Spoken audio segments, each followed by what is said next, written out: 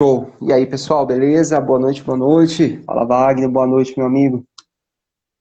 Fala, Certo aí, Matheus. gente? Legal, A legal, galera tá na, bacana. galera tá na expectativa aí, hein? Ô, rapaz, isso aí. Fala aí, gente. Tudo bem aí? Tô vendo os alunos meus aí. A Gabi. Fala Ó, a aí. Fernanda Tá aí. entrou. Ah, fala, gente. A Fernanda. Ô, Fernanda. Fernanda Certinho aí? entrou. Tudo bem, pessoal. Legal, legal demais aí. Faz tempo que eu não faço live, cara. Faz tempo que não Desde a... faz? Nossa, desde aquele boom da pandemia lá, não faço mais live. Correria, mas que legal, cara. Bacana voltar aqui na live. Legal demais. Legal demais aí. Você consegue aumentar um pouquinho o seu som? Cara, não sei, vamos ver aqui. Tá no máximo já aqui. Puta, pior que tá no máximo. Vou tentar falar um pouquinho Tá no mais alto. máximo? Melhorou ou não? Tá Tá no beleza. máximo já. Aê, Kaoma, beleza? Ah, o mentor da Bom, Kaoma. Kaoma.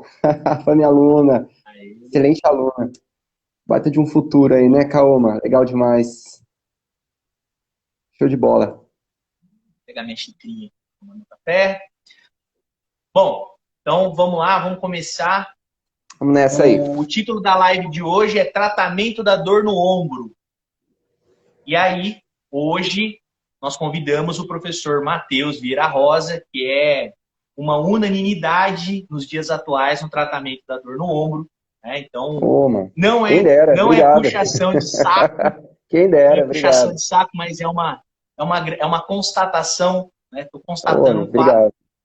e trabalha com outras áreas, obviamente, mas o ombro aí é Meu ombro amigo. na articulação, no complexo articular do ombro é que você tem seu lugar de fala, né, não, Matheus? Fala aí. É meu lugar de fala, é meu ombro amigo, né? Desde a época da graduação, né, do estágio, meus primeiros pacientes do estágio, quando eu fiz 2012, só tinha ombro. Tudo, tudo.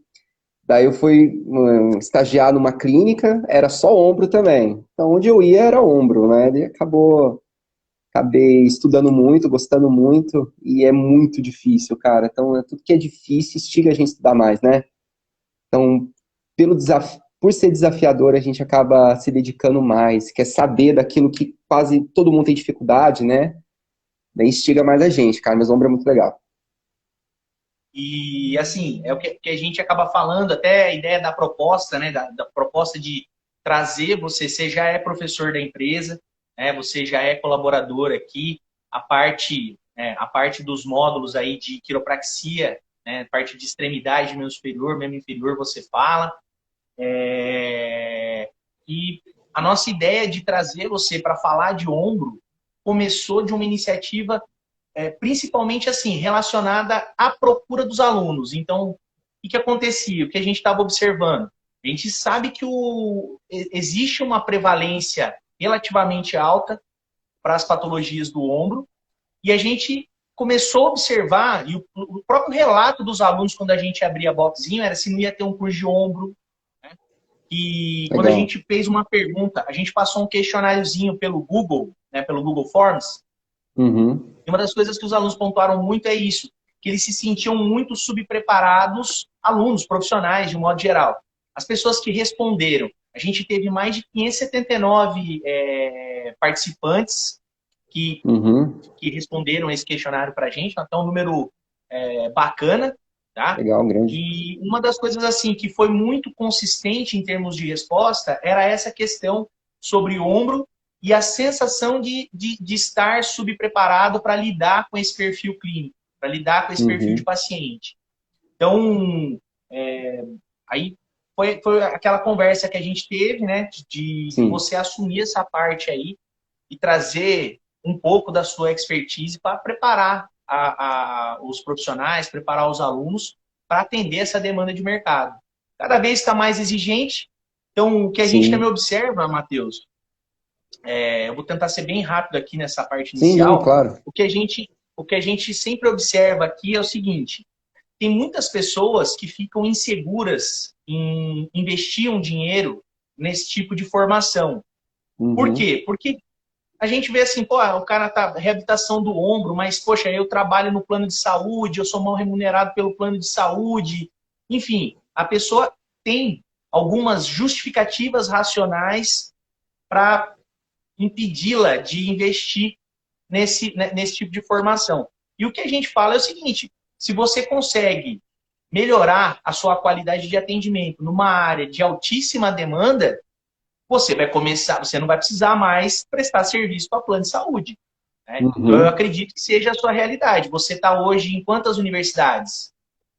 Olha, em graduação eu estou em 2 e pós-graduação eu estou em 6, né? Dou aula em 6 pós-graduações. Então, É, galera, cara, tem que vocês que trabalhar, estão né? ouvindo a gente agora, presta atenção nesse, Já ouviu falar do pai do nesse Cris? Eu sou o monstro pai do aqui. Murilo. Vamos lá. Que esse cara não faz nada. É, Ele não faz mais nada da vida. é, Graduação, tá em quantas? duas faculdades de graduação, dando aula do Graduação, tá primeiro na faculdade de ao Anhanguera e também e na em FEP, Itajubá. lá E na FEP em Itajubá. Em pós-graduação, você falou quantas? 6. 5 a 6. 6. 6. 6. Uma estou coordenando, E o outras. doutorado? E doutorado também. Doutorado, estou há 1 ano e meio como aluno especial. Agora, se Deus quiser, no segundo semestre eu entro já como regular. Já estamos terminando uma revisão sistemática, já vamos começar o ensaio clínico. Já estamos fazendo, cara. Estamos fazendo tudo E um pouco aí, participação em né? evento? Pra Vai para caramba, cara. congresso esse ano? Vou para congresso, apresentar o trabalho em congresso em agosto. Enfim, palestra, simpósio. É tudo isso aí, cara. A gente Supervisão de estágio, tá? supervisionando estágio lá em Minas, lá em Itajubá, com a galerinha lá. Estamos lá na supervisão de estágio lá de ortopedia com o pessoal. E atende, Tendo e tem os também seus pacientes atendimentos clínicos. e tem meus atendimentos também. No momento eu estou fazendo a domicílio, né, os atendimentos. Estou gostando de fazer a domicílio, é muito legal também. Em breve aí um novo consultório, mas por enquanto a gente está no domicílio, atendendo também toda quarta, quinta e sexta, atendendo também. Aí que tá, né? Eu respiro, a gente dorme também um pouco às vezes, né? Agora, e Assiste um pouquinho a novela Pantanal, às vem aqui vezes, na mas empresa da curso. Então, assim, vamos lá. E aí, seus pacientes? Tem paciente de ombro? Atende paciente de ombro? tô Tem demanda, atendendo, Matheus? tem Fala para o demanda, aluno que está viu? assistindo a gente, profissional que está assistindo a gente. Tem demanda de mercado quem trabalha com ombro? Muita demanda, porque a prevalência é muito alta, né? Principalmente a prevalência de idosos é muito alta, tá? Principalmente idosos a partir de 65 anos, aumenta a prevalência e incidência de dor no ombro. Tem poucos profissionais, né? A gente vê uma padronização errada do tratamento, né? Aquele pensamento linear de apenas trabalhar manguito, colocar infravermelho e fazer ultrassom, né? Enfim, aquele padrão que não segue as evidências, sem raciocínio clínico. É assim, hoje nós temos muitos pacientes, uma coisa que eu falo também, nós temos aí 200 mil fisioterapeutas no mercado de trabalho. Menos da metade exerce, e os que exercem muitas vezes não se atualizam, esse é o grande problema, né? Nós não temos muitos profissionais. Acredito que nos últimos anos tem muita gente se dedicando, muita gente estudando, tá? Isso eu acredito que nos últimos anos melhorou muito, tem muito mais gente afim de querer melhorar, querer estudar, entender evidência, e etc. Mas ainda não temos muitos profissionais capacitados para atender, não é somente aí esticar uma borracha e pronto, tem que pensar. O intuito do nosso curso não é mostrar técnica, é ensinar o raciocínio, né? Não só dar arma, a ferramenta. É simples ver a ferramenta, vai na internet ver vídeo, a questão não é essa, a questão é ensinar para onde atirar, né? Como realizar, quais são as populações certas para realizar tal intervenção, é usar a cabeça, né? Hoje, antigamente a fisioterapia era apenas usar a mão, né? Não, hoje é usar a cabeça em primeiro lugar, a mão é depois, né? Muitas mudanças de paradigma. Então para resumir assim, a gente precisa ter fisioterapeutas que pensem mais e tem muita prevalência, pessoal. De todas as prevalências, Wagner, de todas as doenças do ombro, as tendinopatias do manguito, as bursites da vida, a capsulite, a 80%, 70% a 80% é tendinopatias do manguito rotador. Traduzindo para o diagnóstico cinético funcional, é dor no ombro com déficit de potência muscular, né? Ou seja, essa população aí, ela é muito grande, tá, gente? Ela é muito grande. Depois, em sequência, vem a capsulite, outros problemas no ombro, instabilidade glenomeral, principalmente para atletas, mas a número um, que a gente vai falar bastante hoje, é as tendinopatias. Então, entender, então o profissional ele precisa fazer o quê? Entender a doença, entender o que é o tendão, saber anatomia, saber a biomecânica, ter a base do alicerce, e isso vai construindo o restante, isso vai construindo depois uma boa avaliação, vai construindo depois qual é a melhor tomada de decisão, entender sobre mecanismo de dor, etc. Mas nunca podemos esquecer a base de tudo, né? Então isso é importante a gente relatar nessa contextualização nossa aí. É bacana.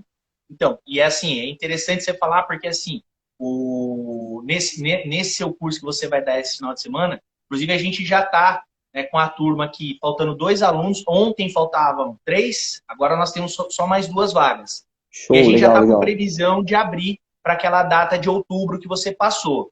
Então, Chique, eu legal. ainda, embora tenha, chega para a gente esse feedback dessa incerteza que o pessoal tem, a gente sabe que tem um grupo de profissionais, um grupo de aluno, que eles estão antenados, eles estão ligados nisso.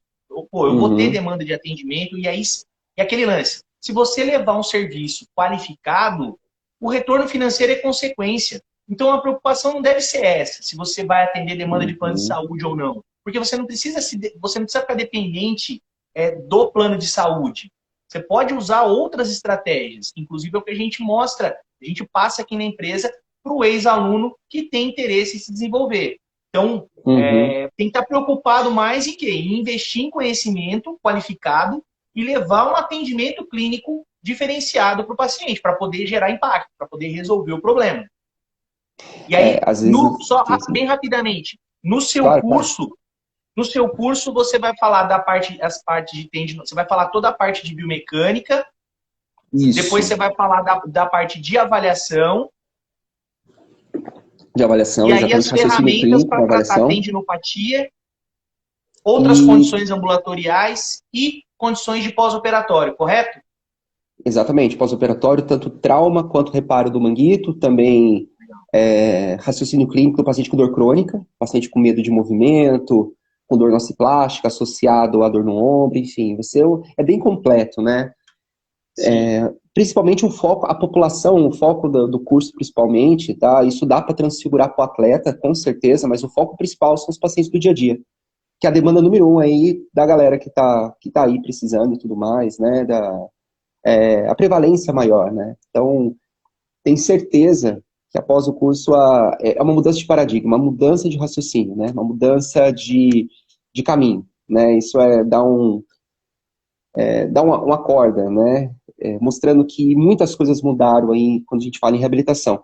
Lembrando também que o curso também, quando a gente fala aí da fisioterapia moderna hoje, serve também para outras condições musculoesqueléticas. Então, ajuda também no raciocínio de outros tratamentos, de outras tendinopatias, de outros problemas. Então, levando em pauta a neurociência, levando em pauta o modelo biopsicossocial que a gente vai abordar, né, a neurociência da dor, aliança terapêutica, como fazer uma educação em dor. Então, assim, o foco é o ombro, mas também ajuda outras condições também, né? Então, ajuda aí quem tiver com outros problemas, pacientes com outros problemas musculoesqueléticos. Uma coisa que você falou também, Wagner, para a gente finalizar um pouquinho essa parte, as pessoas geralmente, você falou, né, fica muito tempo do plano de saúde, não quer investir. A questão é o seguinte, né, é interessante, o plano de saúde a gente aprende, eu fiquei 3 anos aí no plano de saúde, numa clínica, eu aprendi bastante, né, é interessante, aprende, só que a gente tem sonho, né, a gente quer mudar, a gente quer novos desafios, né, e a Sim. questão é, daqui a 5 anos ou 10 anos, você quer estar onde, né, então, assim, estudar, sempre querer novos desafios, é importante. Então, essas formações, né, que até a científica lá propõe, para o cara não ficar na média, né, sair da média, né. Exato, Então, exato. isso é muito Extrapolar. importante, aí, nosso recado. A nossa proposta aqui é isso, é trazer profissionais de altíssimo gabarito para mudar o paradigma do aluno. Para o aluno sair da onde ele se encontra, desse estado, né, de linha de base e começar a subir, decolar. Então, o nosso objetivo está dentro tá dentro da carta da empresa, né? Se for ver lá a missão, visão, os valores da empresa, um deles é isso. Então, é bom até que você tocou no assunto, porque é bem interessante, porque tudo que a gente faz pensando nisso. Eu não consigo planejar uma formação para o aluno aqui, eu não consigo planejar um curso se eu não objetivar que essa pessoa ela vai conseguir comercializar esse serviço ou produto. Então, se isso não tem Exatamente. mercado, se não tem mercado, não dá para a gente comercializar, porque tem que E a gerar gente, impacto. e a gente até pensa na questão ética, não é? Então, Sim, se eu sei, mesmo trabalhando em convênio, no SUS, etc., ou que seja mal remunerado, enfim, mesmo assim, por questões éticas, está lá no nosso código de ética lá, nós temos que nos atualizar também, né? Nós temos que entregar o exato. melhor para o paciente. Quem escolheu estar lá na clínica, no convênio, é a gente. Então não importa, né, o quanto que pague. Tem a Exatamente. gente lá, quando a gente se formou, a gente fez uma promessa lá, então a gente nunca pode esquecer disso, né? Exato. Então, independentemente aí do futuro, do investimento, mas no presente também ela ajuda muito. E queira ou não, no Sim, presente, né, a própria força de vontade, o querer estudar, atrai coisas boas, né? Então, isso é sim, algo sem dúvida. importante. Se a gente tem força de vontade, se tem boa vontade, ninguém segura ninguém, né? É verdade. Vai embora. Isso Matheus, aí. vamos começar aqui rapidão. Aqui. A gente já Bora. deu essa introdução, já contextualizamos. Show. Agora vamos ao que viemos. Então, Bora, vamos nessa. vamos dividir isso em 5 partes, né? 5 partes Certo, não, vamos tentar dividir isso em 6, tá? A certo. primeira parte você já falou, reitera só para o pessoal que está chegando agora a questão da importância do ombro, tá?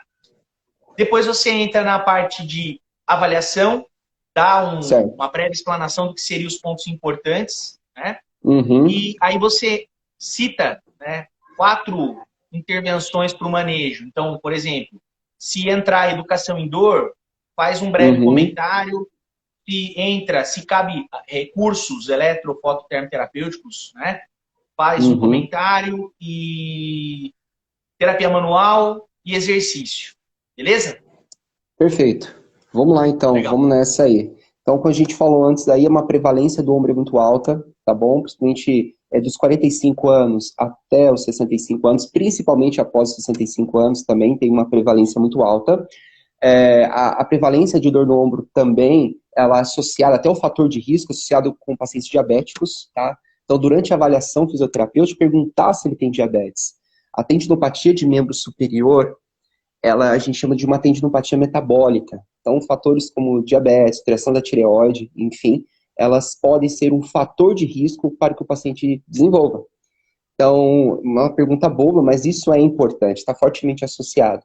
Outra questão associada, mecânica, se pensar no movimento, é o movimento de overhead, movimento de elevação do ombro acima da cabeça. Então, perguntar ao paciente a frequência que ele faz isso, né?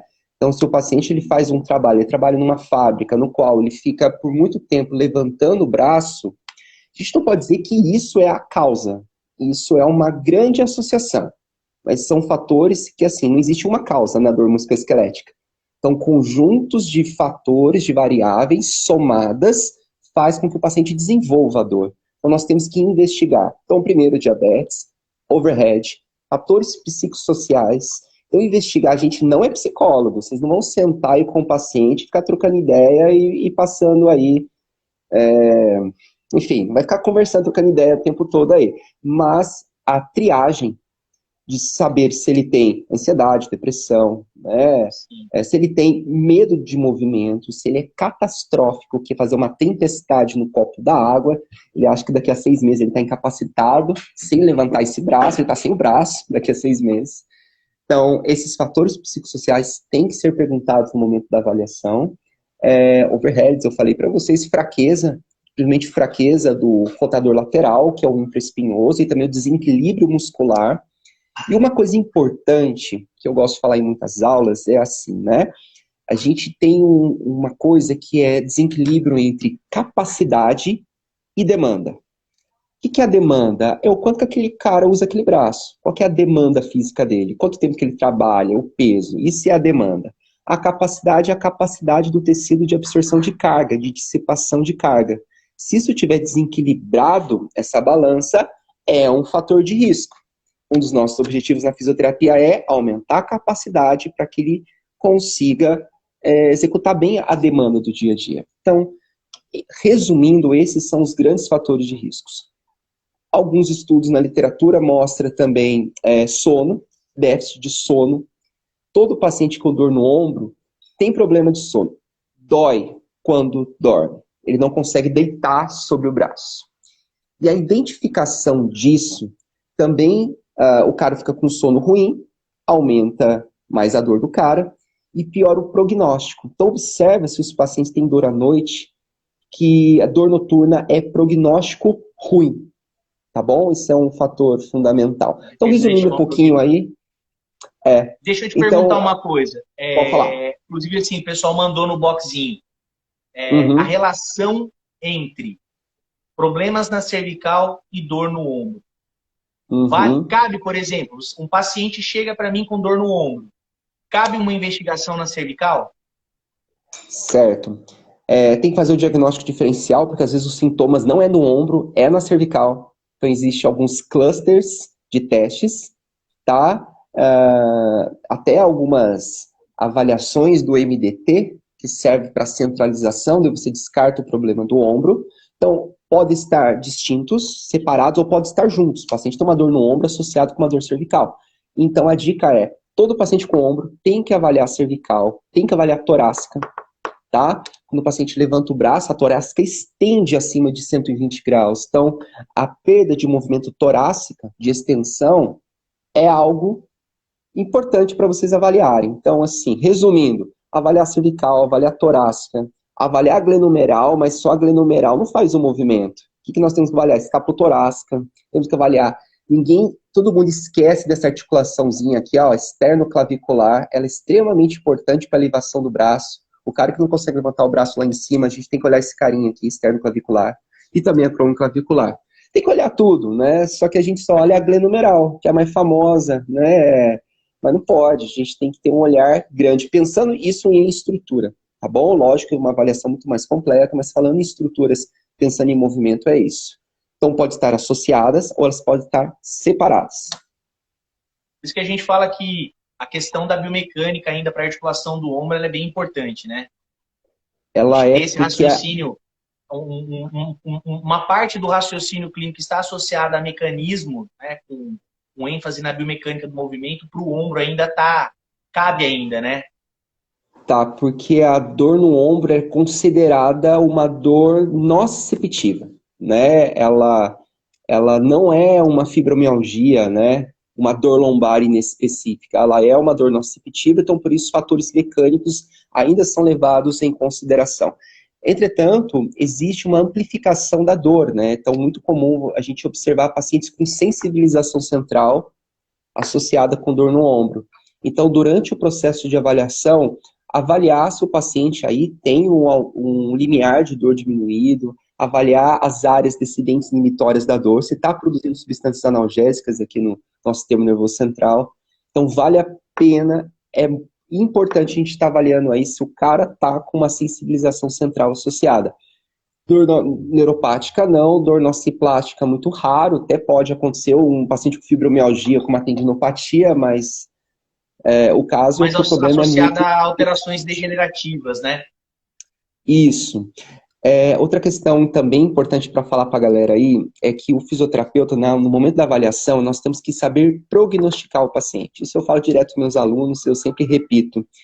Quando a gente vai no médico, a gente pergunta quanto tempo que eu vou ter esse problema, né? Quanto tempo que vai durar o tratamento? Será que eu tenho um perfil que eu posso melhorar mais rápido, ou tenho um perfil que eu vou melhorar de uma maneira mais lenta, mais demorada? Então, a gente tem que triar os nossos pacientes, saber as características que ele tem para entender prognóstico. Prognóstico significa prever futuro. Então, eu já falei do sono para vocês aí, mas você falou de uma coisa de tendão, né? Faz a diferença de eu saber se o tendão está rompido, parcialmente rompido ou não rompido? Para tratamento, não. Em questão de prognóstico, quanto pior é o estado do tecido, maior será o prognóstico. Ou seja, mais tempo é o tratamento. Um estudo prospectivo, né, mostrou que o tempo de recuperação de pacientes que têm tendinopatias mais degenerativas, né, com rupturas parciais ou rupturas tanto do supra e infra, o tempo de reabilitação é dobrada, né, redobrada. Então a gente tem que entender que às vezes o cara que vai estar lá com a gente, quanto mais tecido tiver comprometido, maior o tempo de tratamento. Mas não estou falando de dor, tá? Não existe Sim. uma associação entre dor e lesão. Estou falando de tempo de tratamento. Automaticamente o cara tem mais fraqueza muscular, mais, vamos lá, alteração proprioceptiva, alteração de controle motor, alteração funcional, tá bom? Estou falando de outros quesitos, mas não de Sim. dor. Certo? Então, Beleza. prognosticar é fundamental. Legal. E aí, vamos lá. O que você ia falar? Pode falar aí. Não, eu lembrei só de última coisa aqui, né? Falando de prognóstico, última coisa, pessoas que estão afastadas do trabalho, pessoas que estão principalmente aí com problemas trabalhistas, né? Requer aí o código B94, B91, pessoas que estão afastadas, querendo, etc., possuem prognóstico de tratamento ruim, tá? Isso é interessante a gente sempre perguntar para o paciente. Só para resumir para vocês, então, ó, vamos imaginar um cenário assim. Homem, com mais de 45 anos, catastrofização, medo de movimento, certo? Problemas trabalhistas, dor noturna, dor cervical, intensidade alta de dor e alta incapacidade funcional. Começa a rezar que o prognóstico é ruim. Isso significa o quê?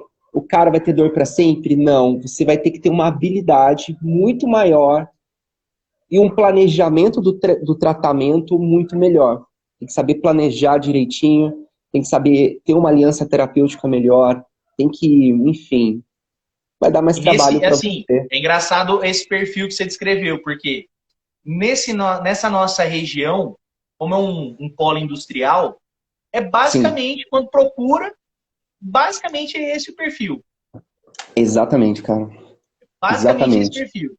Aí em Taubaté tinha muita questão aí da Volks, né? Aqui tem a Ainda questão da tem GM, tem o pessoal da Embraer. Então, a Dali. mas quando chega, tem sempre uma associação ou com posto de trabalho, fazendo uma associação, eu fico aqui no posto de trabalho, eu faço trabalho, eu fico martelando muito, eu trabalho com impacto, com vibração, e é isso que está me dando problema. E é o que você falou, né? Você não descarta a probabilidade da participação, mas não dá para bater o martelo que é 100% o fator de causa, né? Exatamente. Fazer um processo de educação em pacientes assim é muito difícil, viu? Até dando um gancho para o nosso próximo tema, a gente vai falar um pouquinho de educação, né? A educação em dor, ela é muito importante, né? Ela ajuda muito o fisioterapeuta, principalmente explicando para o paciente o que está acontecendo com ele de uma maneira que não gere nocebo, uma maneira clara, baseada na neurociência, para o cara diminuir níveis de ansiedade e para incentivar o cara a movimentar. Então, isso é extremamente importante. Só que é muito desafiador no tipo de população. A população idosa é muito difícil fazer uma educação em dor. Até interessante, você acha que toda a educação em dor que nós fazemos, você acha que todas dão certo? Não é assim. É sempre um novo aprendizado. E não existe a melhor forma de educar o paciente. É o melhor bate-papo, é a melhor estratégia, é o melhor conhecimento daquele paciente, é o melhor momento. Pô, esse momento eu vou fazer educação em dor com ele. E o cara tem É que estar afim, difícil, né? é O difícil cara tem que porque querer. então, exatamente. Primeiro é isso, a pessoa tem que ter uma boa aceitação. E aí a gente tem que trabalhar bem a aliança terapêutica, fundamental. Agora, a É, gente precisa. Eu costumo falar aqui para o pessoal, né, nas lives, para os alunos, durante os cursos, é o seguinte: a educação em dor, ela, em tese, ela deveria ser relativamente simples. Mas, quando a gente fala de educar, primeiro é isso que você falou. A pessoa precisa querer ser educada, ela precisa querer, ela tem que estar aberta, disposta a receber a educação. Segundo, a gente precisa saber qual estratégia, porque não dá para eu fazer igual para todo mundo. Tem que falar a língua daquela pessoa, tenho que levar a informação. E aí entra a habilidade de comunicação. Como se comunicar com aquela pessoa que apresenta aquela particularidade, aquela individualidade. As e pessoas elas nós não. podem basicamente ter as mesmas crenças, mas cada um contextualiza a problemática de uma maneira diferente. Como é que eu vou recontextualizar? Como é que eu vou ressignificar, né, aquilo que ela acredita? Então, na educação, Sim. e aí é o que eu falo.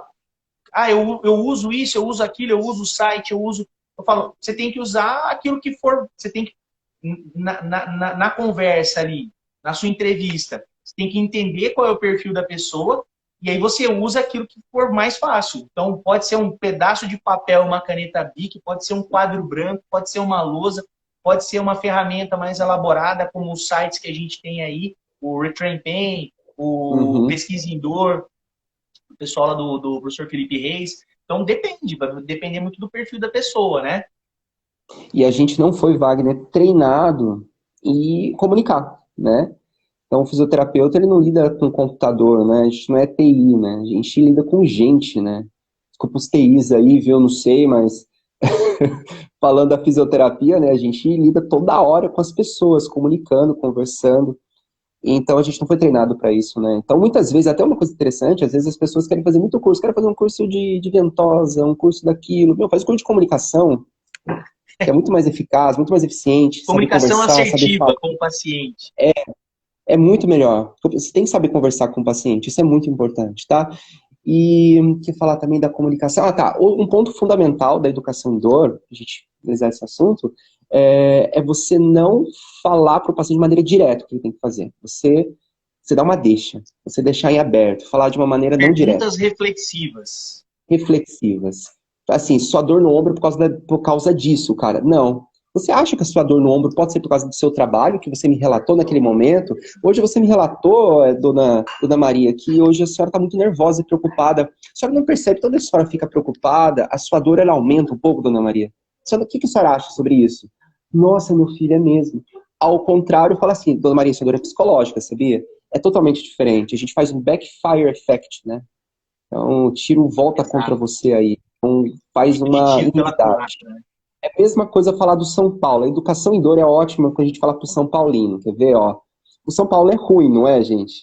Então, a gente quer convencer o cara que o São Paulo é ruim.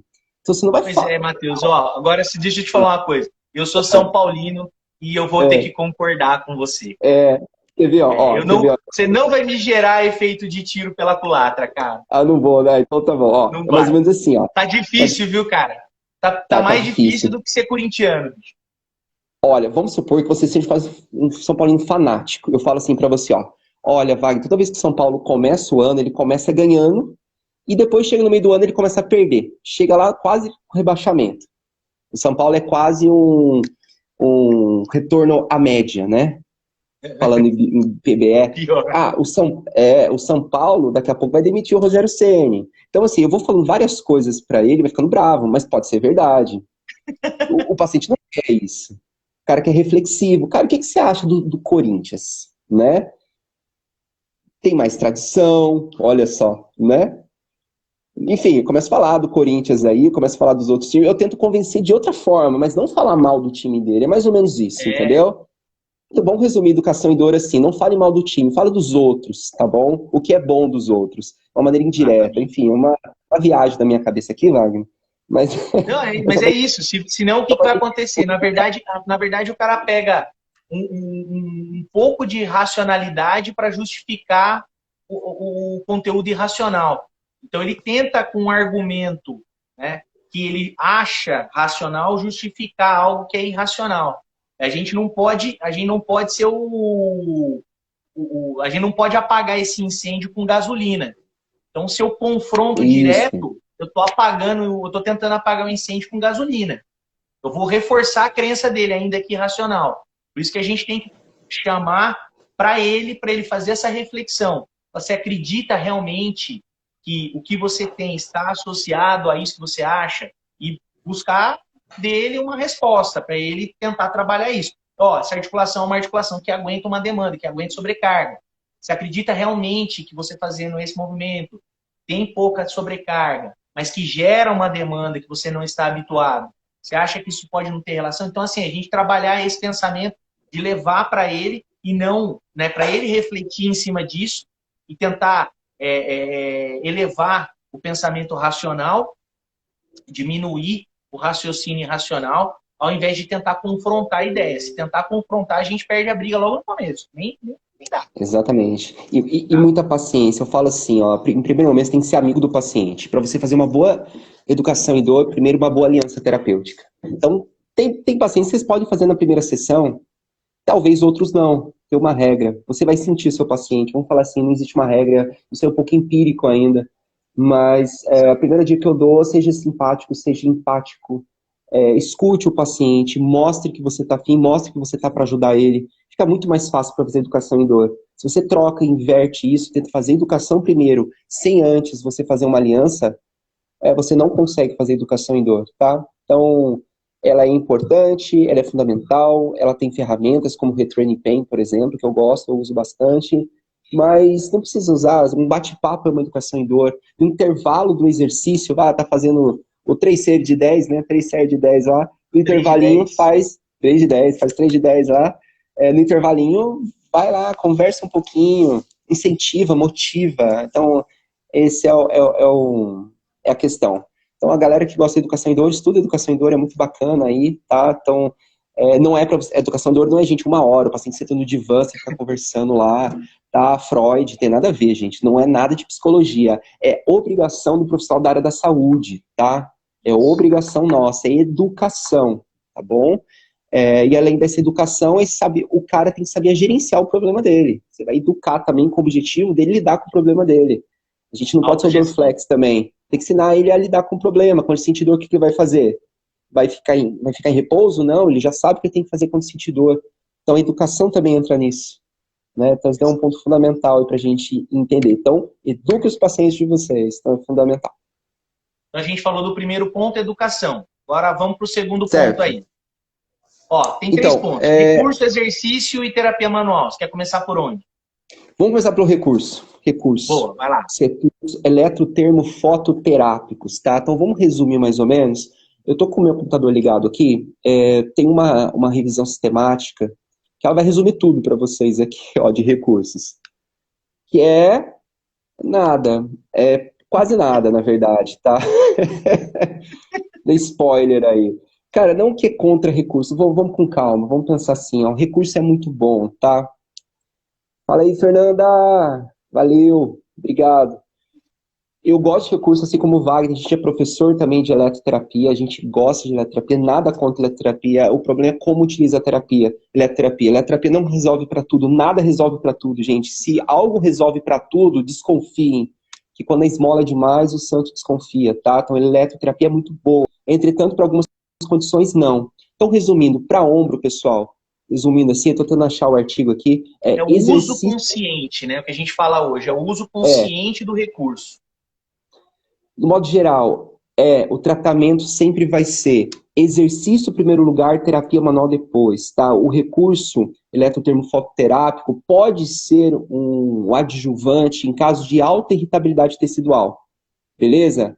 De todos os recursos, pessoal, laser terapia, tudo bem, as evidências são conflitantes, nós temos na literatura, mas em alta irritabilidade pode ser utilizado, mas não como recurso único, não como recurso unimodal, né, mas como recurso multimodal, certo? O que a gente fala a questão, por exemplo, da eletro. O cara vai lá, liga, o paciente chega com dor no ombro, ele não foi avaliado, você não classificou a dor por mecanismo predominante, você ligou o equipamento de eletro, colocou o parâmetro que veio lá do fabricante, e geralmente, na maioria maciça das vezes, é subdosagem, e deixou o cara 20 minutos deitado, parado, quieto.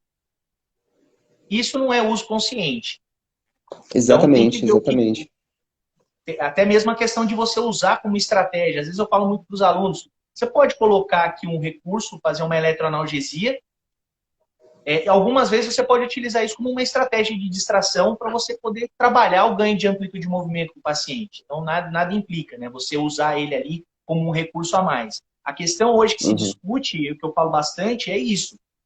Você colocar a pessoa no equipamento, virar as costas e sair, não está oferecendo nada. Você está fazendo a pessoa gastar dinheiro. E um resumo, né? Os recursos da eletroterapia e também a terapia manual, o objetivo é facilitar o movimento. Se o seu objetivo não for facilitar o movimento, então não é bem aplicado, não é consciente a utilização da eletroterapia, né? Uma coisa interessante, até não temos muitas pesquisas, temos pesquisas, mas são necessárias muito mais, mas tem uma boa plausibilidade biológica utilizar os recursos de eletroanalgesia, como a CIV ou então a TENS, em movimento, que é o TENS pericinético, né? Então, se o paciente tem dor ao movimento, por que fazer a TENS parada? Faz a TENS parada porque o cara tem uma dor em repouso. Então, utilizar esse mecanismo para facilitar o movimento, porque o paciente ressignifica a dor dele, que tire o medo daquele movimento. Então, o uso consciente também é isso.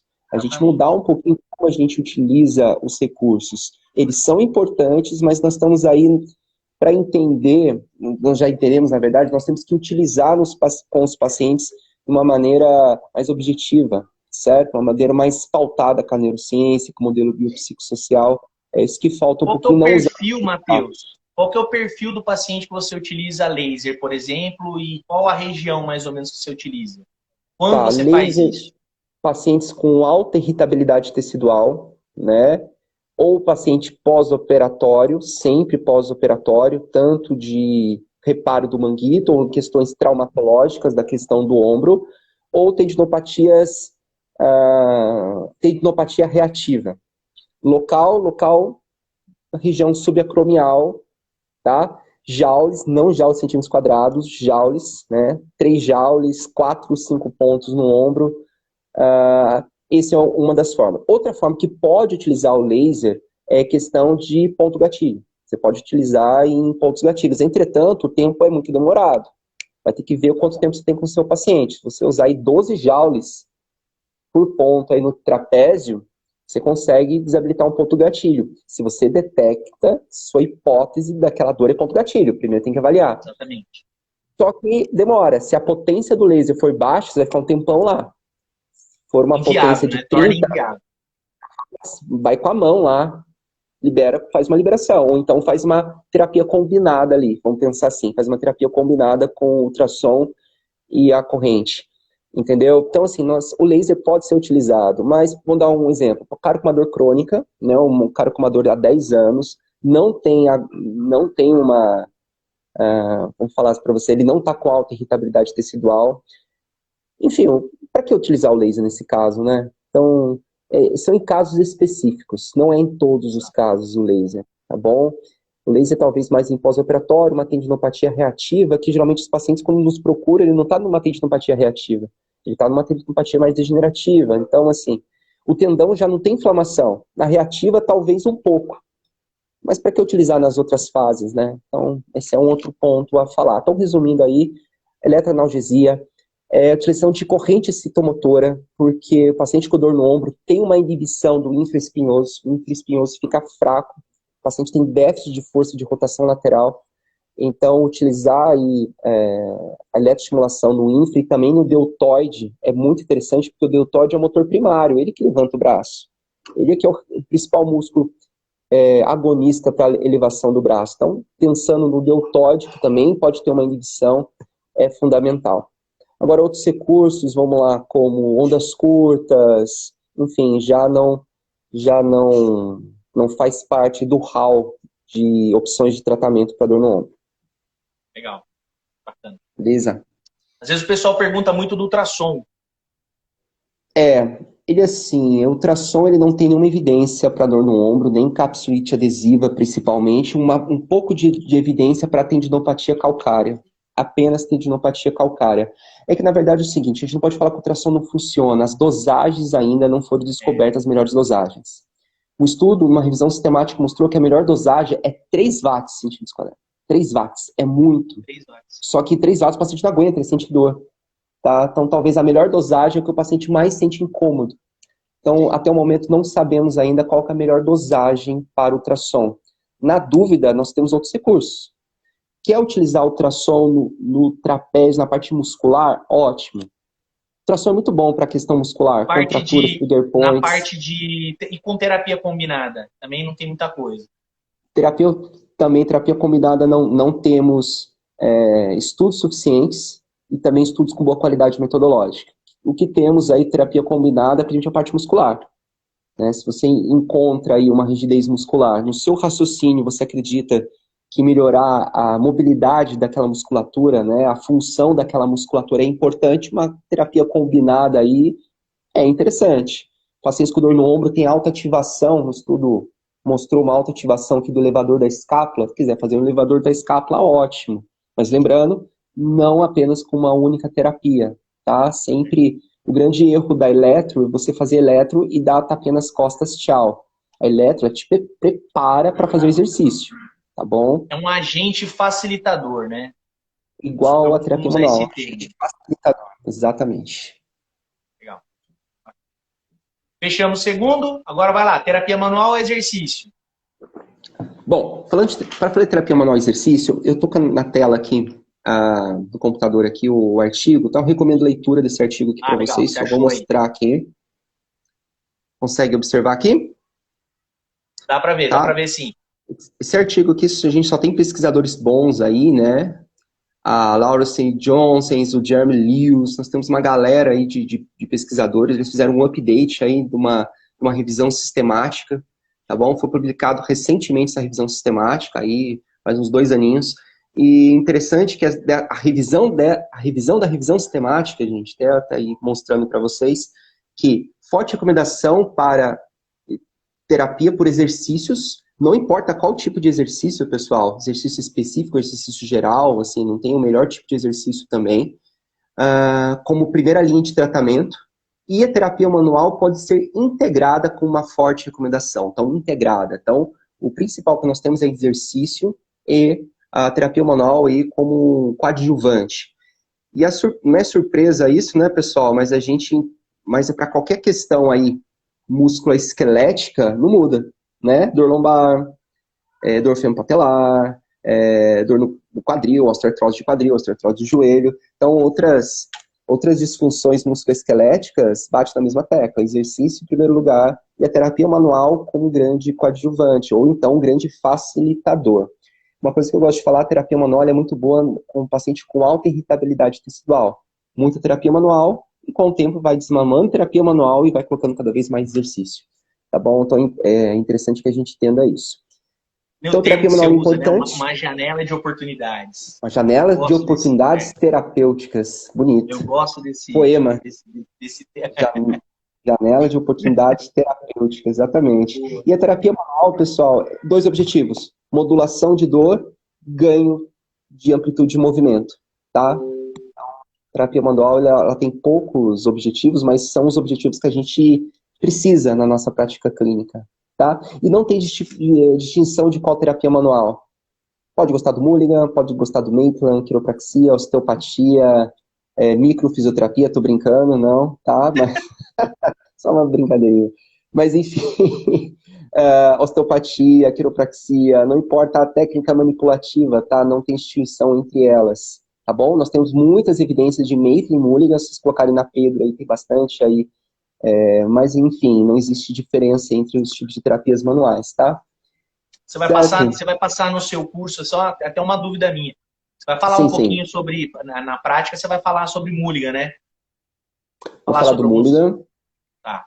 Isso, Legal. Mulligan, Maitland e da Quiro também. Vou passar um pouquinho de cada. Vou passar um pouquinho de Bacana, cada legal. também, dessas 3 escolas aí de terapia manual, né? Bacana. Então, terapia manual, não, é isso, o nosso objetivo é fazer com que o paciente module a sua dor para facilitar o exercício. Pensa nisso, tá bom?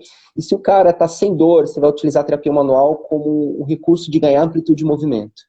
A senhorinha que ela tem dor no ombro, ela tem problemas de colocar a mão nas costas, para enxugar as costas, para desabotoar sutiã. A senhorinha tem problema de lavar o cabelo, né? Então, o ganho de rotação externa, rotação interna do ombro é muito importante. Então, utilizar terapias manuais também com o objetivo de ganhar essas rotações que são fundamentais para a prática aí do dia a dia do paciente, tá? Certo? Então, terapia manual é fundamental aí. E para fechar, exercício. Show. Exercício, tá? Então, exercício é a principal recomendação pelas revisões sistemáticas, certo? Não tem distinção de qual tipo de exercício geral, exercício específico, enfim.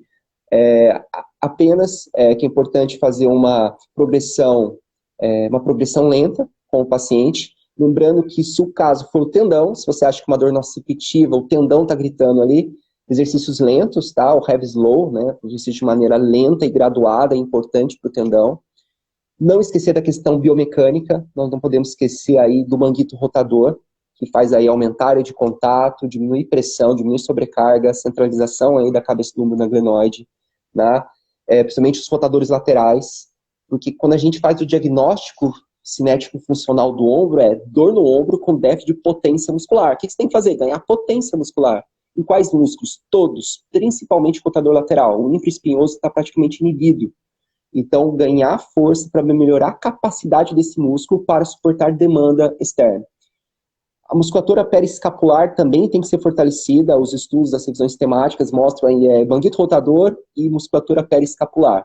Mas a musculatura das costas, da escápula, né, o trapézio ascendente, descendente, serrátil anterior, não é por arrumar o movimento, a discinese escapular, não. O objetivo é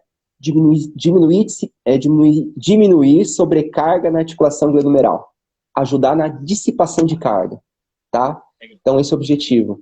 Outros estudos mostram... Você falou, só te cortar bem rapidinho, Matheus. Claro, pode falar. Você falou da questão de fortalecimento da musculatura periescapular. Você acha, por exemplo, interessante aquela série de Blackburn para fazer isso? Você utiliza? O que você tem? O que tem de a clássica. É relativamente, se for ver para trabalhar a musculatura, ele vai mudando os ângulos, né? Ele vai fazendo variações angulares, colocando hora em rotação neutra, hora em rotação externa, hora em rotação interna, aumenta o ângulo de abdução do ombro. Então, assim, e sempre recrutando, você modifica o posicionamento ali na glenomeral e trabalha bastante a musculatura periescapular. Você acha que a ideia é válida? Sim, os ensaios clínicos, ele não é somente essa, mas não existe uma homogeneidade dos exercícios periescapulares. Esse é o mais clássico, né? É interessante, eles pensam na questão biomecânica. Por que eles têm as angulações, né? Quanto mais eu faço uma angulação aqui, mais trapézio inferior. Quanto mais aqui, trapézio médio. Então, as angulações dos exercícios são pensando em recrutamento de fibras do trapézio de maneiras diferentes, né? Exato. Então, isso é interessante, são extremamente válidas. Mas o interessante saber, então, é o seguinte, não é arrumar o movimento da escápula. Não importa se o paciente está com uma discinesia, o objetivo é melhorar a capacidade dos tecidos, a função muscular para diminuir sobrecarga na região do ombro. Diminuir sobrecarga nos tendões, nas regiões subadjacentes naquela região. Esse é você melhora a capacidade para suprir demanda. Suprir demanda, igualado. Exatamente, esse é o objetivo. Então, mas assim, a gente, manguito rotador, a galera, uma coisa interessante de falar aqui para vocês, antigamente existia um mito muito grande do deltoide, né? A gente pega os livros do Capangé, da década de 80, mostra que o deltoide ele tem um vetor superior, ou seja, o deltoide ele faz que aumente o impacto. Em primeiro lugar, que impacto não existe. O impacto é fisiológico. Nós temos aí 1 centímetro aí da região subacromial, e essa distância ela é normal. E outra coisa, o deltoide, né, as pessoas pensam, não vou fortalecer o deltoide porque ele vai esmagar o tendão. Isso é um grande mito. O deltoide não esmaga tendão, tá? E o deltoide, ele é o músculo mais funcional que tem. Então, antigamente, deixava-se para trabalhar o deltoide depois. Hoje não, o deltoide é prioridade, porque ele é funcional, tá bom? E o deltoide, um dos motivos do paciente ter dor aqui no ombro também, não estou falando de uma maneira linear, estou falando de apenas hipótese, tá? Hipótese, pode ser várias coisas também. O deltoide, ele fadiga, né? Ele tem pouca resistência. Dessa fadiga com pouca resistência, o paciente tem uma dor no deltoide, cheio de trigger points no deltoide aqui. Lógico, falando de uma dor mais nociceptiva, uma dor mais mecânica, tá? Então, resumindo, se ele tá fraco, se ele tá fadigado, ele tá doendo, tem que ganhar força, aumentar a resistência do deltoide, tá? Que é o músculo principal aí da região do ombro. Então, toda a galera tem que trabalhar, toda a galera tem que fortalecer, os estudos recentes também, fortalecer no membro inferior, fortalecer core, fortalecer abdômen, né? para chegar menos demanda, chegar menos carga na região do ombro também, é um tratamento geral. A gente tem que pensar na função do paciente, o que ele faz no dia a dia dele, é um atleta ou não? Então, o tratamento não tem que pensar também em ser funcional, modelo de atenção centrado no paciente. Isso é o nosso objetivo principal aí. A pensar na demanda relacionada à função. Exatamente. Demanda pensando na função do cara. O que ele faz no dia a dia? Aí você vai escolher os melhores grupos musculares para atender aquela alta demanda para ele. Às vezes não é somente a musculatura periescapular, pode ser outro grupo muscular. Então, por isso, uma boa avaliação é fundamental para esses nossos pacientes aí. Legal. E, por exemplo, tem um pensamento ainda, pensando em fortalecer, você trabalhar, fazer cálculo de RM, de um RN, para você levar isso para a pessoa ali de uma maneira mais adequada, levar essa intensidade de carga. Então, com relação a essa prescrição de exercício, né? No caso de exercício resistido, tem essa preocupação ou indifere? Eu posso... Né, eu via muito isso daí na clínica, né? Quando eu supervisionava. Uhum. Eu tô fortalecendo, tá? Dá uns pezinhos coloridos lá, olha para a cara do paciente, vê, né?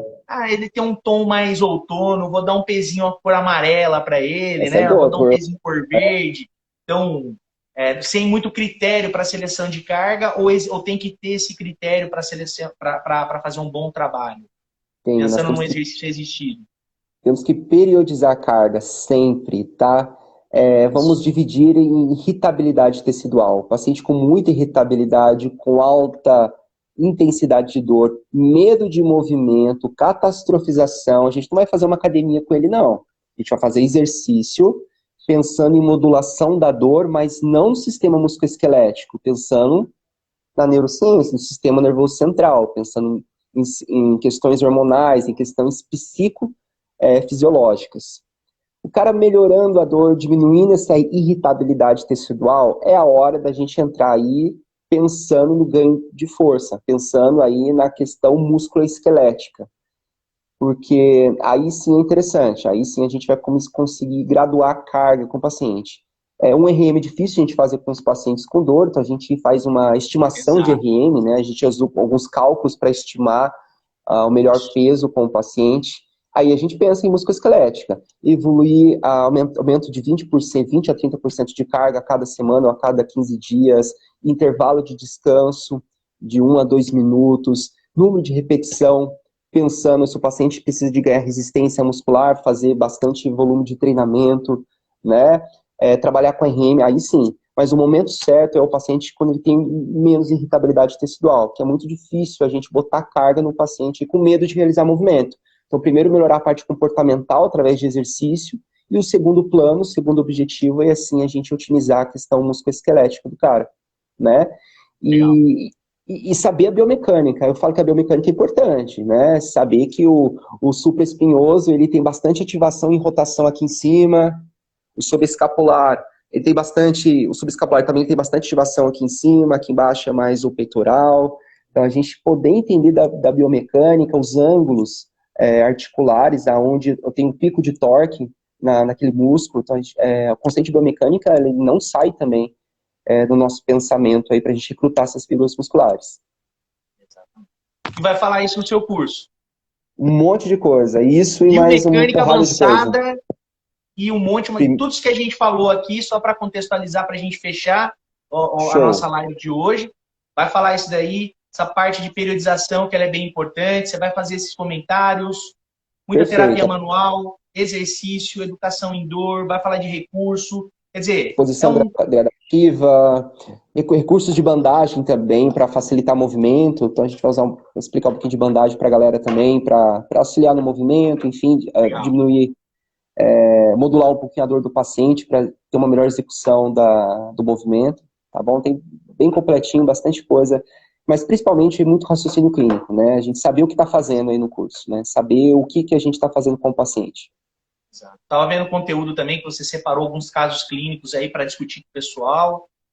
Isso, caso clínico de tendinopatia, caso clínico aí de capsulite adesiva, tem bastante caso clínico para estimular o raciocínio aí, com várias perguntinhas que vai nortear o raciocínio clínico e a tomada de decisão clínica aí da galera. Legal, Matheus. Matheus, gostaria de te agradecer a sua disponibilidade de estar aqui batendo um papo com a Valeu, gente, né, do Fisionador, que é a gente está começando agora. A gente vai usar essa parte clínica aí para falar mais a parte do fisionador, para a gente discutir a parte perfeito. clínica e o Fisiotalks aí para a gente trocar uma ideia com relação às perspectivas de mercado, como é que tá a fisioterapia, é um negócio mais aberto, mais tranquilão. Legal? Então, Show. mais uma vez, eu gostaria de te agradecer. Já Valeu. estou terminando aqui os últimos preparativos aqui da parte teórica. Quem tá assistindo, que está matriculado no curso, amanhã já vai estar Valeu, liberado para vocês no sistema. As aulas do Matheus estão, ó, daqui, show, Vagnão. sensacional. Uma sequência de Valeu. 6 aulas, Matheus vai passar para vocês esse final de semana. 2 vaguinhas ainda agora e já temos turma aberta para outubro. Então, você que está me ouvindo agora aí, fica o convite, tá? Se quiser, Meu entre em amor. contato com a gente pelo link na bio. Tá joia? Você vai falar diretamente comigo ou com a professora Fernanda. Matheus, mais uma vez, cara, ó, te agradeço de Obrigadão, coração. Vagnão. Que Se a gente agradeço. pudesse ficar aqui, eu perco. Era A pra gente gente fazer um fica, negócio né? curto de 30 minutos, mas a conversa é tão boa que a gente vai falando e o negócio vai embora. Tá joia? Valeu, Nós vamos gente. liberar esse conteúdo, vou liberar essa live para vocês lá no canal da Científica no YouTube. Então, se quiser Show. assistir, eu vou tentar fazer os esquemas de corte, os pequenos cortes aqui, as Nutelinhas